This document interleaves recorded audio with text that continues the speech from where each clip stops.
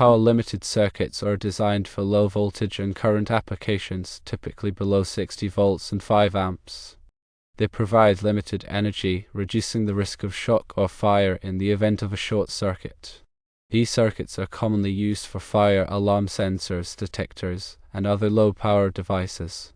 Non-power-limited circuits, on the other hand, are designed for higher voltage and current applications, typically above 60 volts and 5 amps. They provide full power, which can be hazardous if not properly installed. These circuits are used for lighting, power outlets, and other heavy-duty electrical equipment. Considering whether 120 volts power can be installed in the same conduit as fire alarm wiring, the answer depends on the type of fire alarm circuit. For power-limited circuits, it is generally permissible. However, for non-power-limited circuits, it is not allowed. The reason is that power-limited circuits provide low energy, so they pose negligible risk to the high-voltage power lines. Non-power-limited circuits carry substantial power, which can damage fire alarm wiring and cause a short circuit.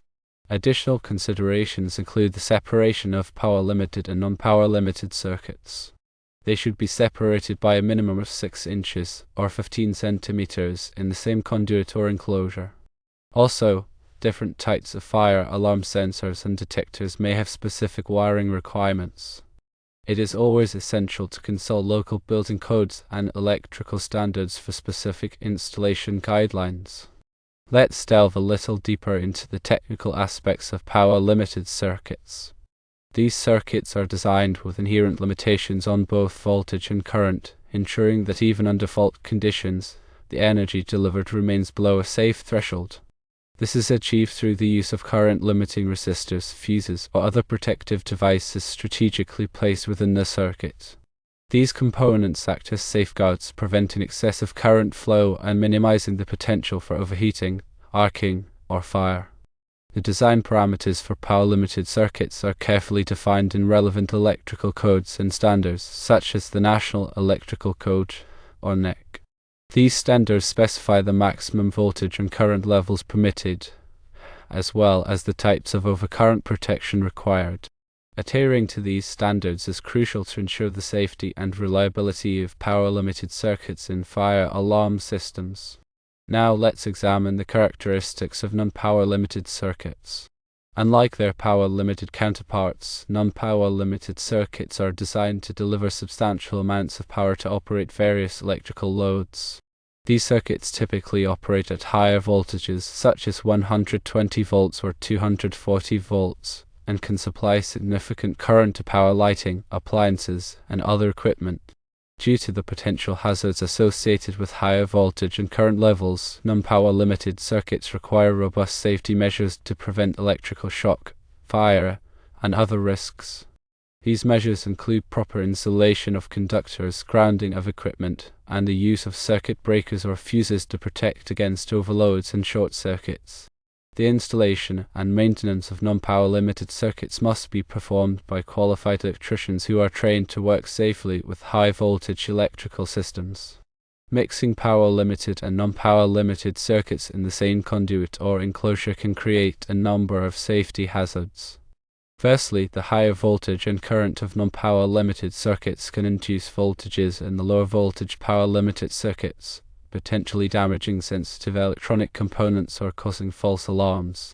Secondly, a fault in a non-power-limited circuit, such as a short circuit or ground fault, can expose the power-limited circuit to dangerous voltage levels, creating a risk of electrical shock or fire. Thirdly, the close proximity of power-limited and non-power-limited conductors can increase the risk of electromagnetic interference, which can disrupt the operation of fire alarm systems or other sensitive electronic equipment. For these reasons, electrical codes and standards generally prohibit the mixing of power-limited and non-power-limited circuits in the same conduit or enclosure unless specific precautions are taken to isolate and protect the circuits. These precautions may include the use of shielded cables, physical barriers, or other methods to prevent electrical interference and ensure the safety of both circuits.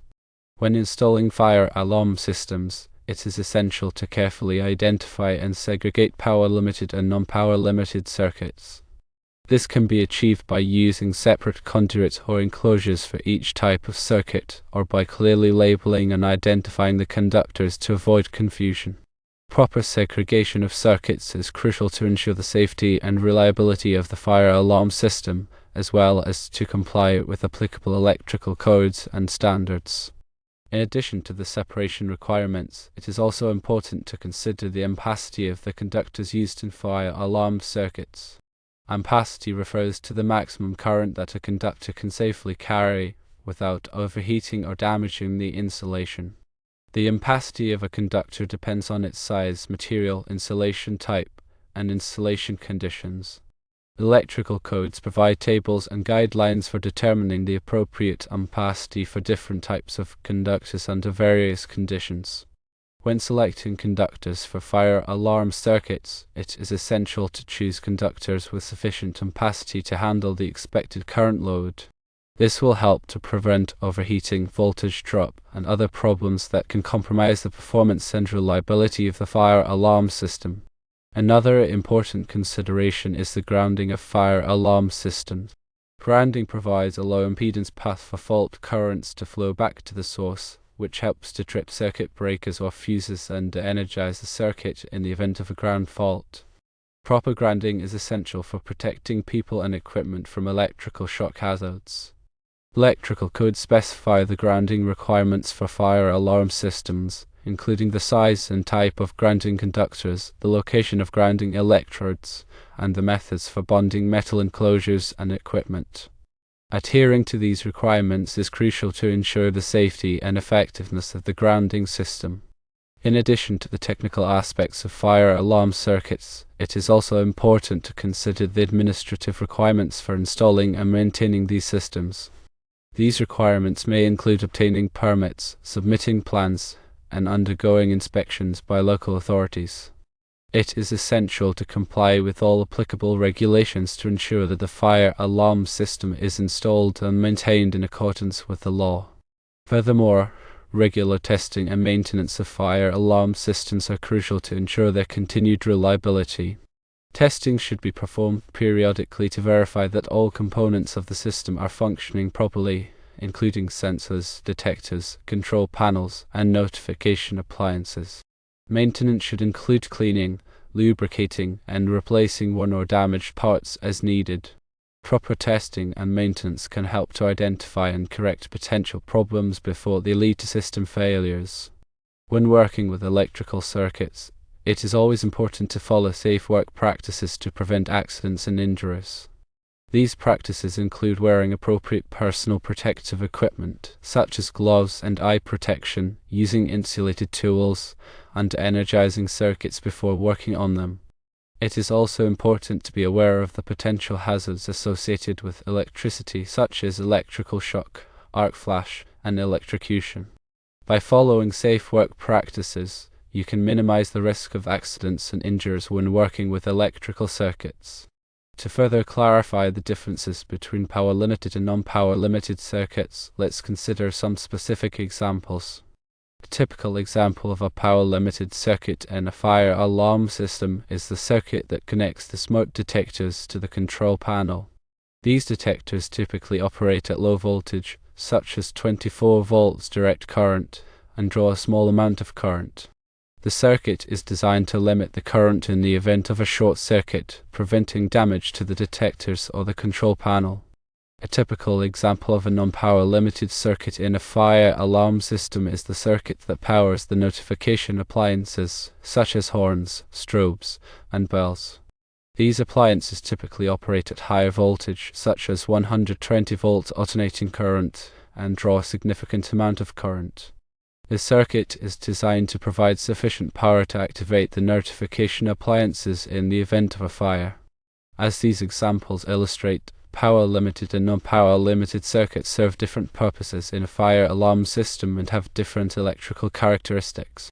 It is essential to understand these differences to ensure that the circuits are properly installed and maintained. In summary, power-limited circuits are designed for low voltage, low current applications, while non-power limited circuits are designed for higher voltage, higher current applications. Power-limited circuits provide limited energy, reducing the risk of shock or fire, while non-power-limited circuits provide full power, which can be hazardous if not properly installed. It is generally permissible to install 120 volts power in the same conduit as fire alarm wiring if the fire alarm circuit is power limited, but not if it is non-power limited. Power limited and non-power limited circuits should be separated by a minimum of 6 inches or 15 centimeters in the same conduit or enclosure. Always consult local building codes and electrical standards for specific installation guidelines. By understanding the differences between power-limited and non-power-limited circuits, you can ensure the safety and reliability of fire alarm systems and comply with applicable electrical codes and standards. The National Electrical Code, specifically Article 760, 41, 121, 130, 133 and 136 covers fire alarm systems. These sections detail wiring methods, separation of circuits, and power limitations to ensure safety and proper functionality. Understanding and adhering to these specific NEC articles is crucial for anyone involved in the installation or maintenance of fire alarm systems. For example, NEC 760, 41 emphasizes that fire alarm circuits must be installed in a neat and workmanlike manner. NEC 760, 121 deals with non-power limited fire alarm circuits and their wiring methods.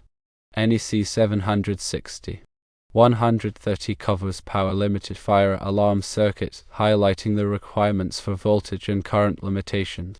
NEC 760, 133 specifies the types of cables and conductors that can be used in power limited fire alarm circuits.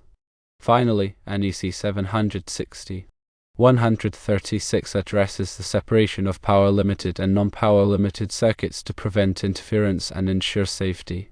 These articles collectively provide a comprehensive framework for the safe and effective installation of fire alarm systems. When dealing with fire alarm systems, it's crucial to understand the role of the authority having jurisdiction or OJ.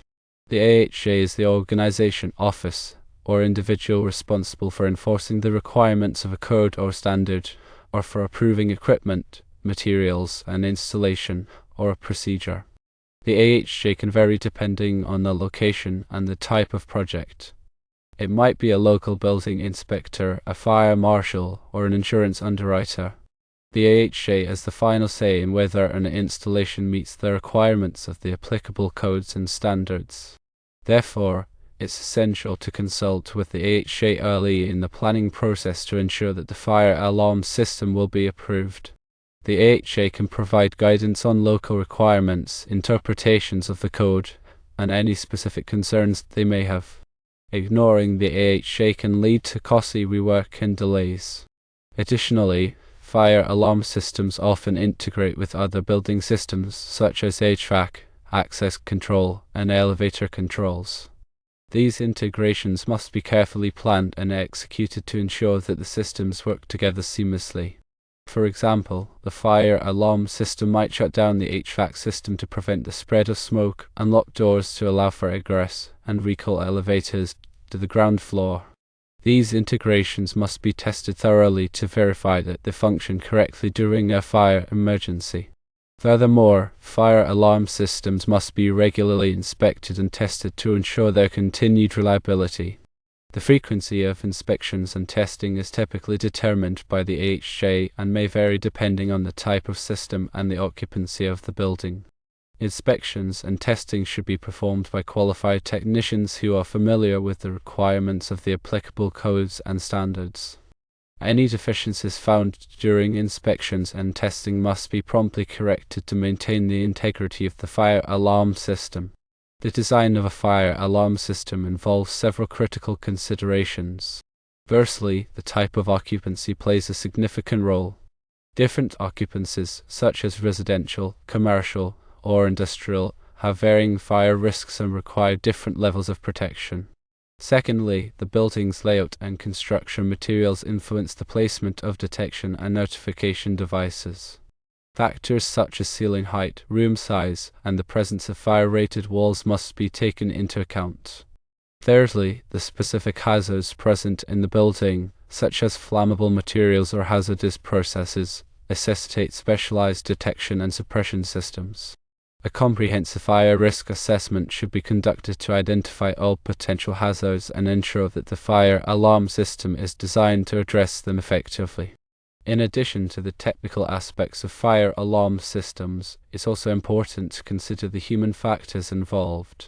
A fire alarm system is only effective if people understand how to respond to it. Therefore, it's essential to provide clear and concise instructions to building occupants on what to do in the event of a fire alarm. This may include evacuation procedures, assembly points, and the use of fire extinguishers. Regular fire drills should be conducted to familiarize occupants with the evacuation procedures and ensure that they can respond quickly and safely in a real fire emergency. Furthermore, the fire alarm system should be designed to be easily understood and operated by building staff. The control panel should be clearly labeled, and staff should be trained on how to interpret alarm signals and initiate appropriate responses. A well-designed fire alarm system takes into account both the technical and human factors to provide a comprehensive level of fire protection. The evolution of fire alarm technology continues to improve the effectiveness and reliability of these systems. Advanced detection technologies, such as multi-criteria detectors, can distinguish between genuine fire conditions and nuisance alarms, reducing false alarms and improving response times. Wireless fire alarm systems offer greater flexibility and ease of installation, particularly in older buildings where running new wiring is difficult. Intelligent control panels provide sophisticated features such as remote monitoring, diagnostics, and reporting, enabling proactive maintenance and faster response to fire emergencies. As technology advances, fire alarm systems will continue to evolve to meet the ever-changing challenges of fire protection. Selecting the appropriate type of fire alarm system depends on several factors. A conventional fire alarm system is a basic type of system that uses wire detectors and notification devices connected to a central control panel. It is suitable for small to medium-sized buildings with simple layouts. An addressable fire alarm system is a more advanced type of system that uses detectors and notification devices with unique addresses, allowing the control panel to pinpoint the exact location of a fire. It is suitable for larger buildings with complex layouts. A wireless fire alarm system uses wireless detectors and notification devices, eliminating the need for wiring. It is suitable for buildings where running new wiring is difficult or costly. A hybrid fire alarm system combines the features of conventional, addressable, and wireless systems to provide a customized solution for specific building needs. Consider the size and layout of the building, the specific hazards present, and the budget when selecting the most appropriate type of fire alarm system. Properly maintaining a fire alarm system is essential for ensuring its continued reliability. Regular inspections should be conducted to check the condition of detectors, notification devices, and control panels. Batteries should be tested and replaced as needed. Wiring connections should be inspected for corrosion and damage. Smoke detectors should be cleaned regularly to remove dust and debris. All components of the fire alarm system should be tested periodically to verify that they are functioning properly. A well-maintained fire alarm system can provide years of reliable service and protect building occupants from the dangers of fire. When troubleshooting a fire alarm system, it is essential to follow a systematic approach. Firstly, review the system documentation to understand the system's design and operation. Secondly, check the control panel for alarm signals, trouble signals, and other indications of problems. Thirdly, inspect the detectors, notification devices, and wiring for any signs of damage or malfunction. Fourthly, use a multimeter or other testing equipment to check the voltage, current, and resistance of the circuits. Fifthly, consult with a qualified technician if you are unable to resolve the problem. A systematic approach to troubleshooting can help you identify and correct problems quickly and efficiently, minimizing downtime and ensuring the continued protection of building occupants.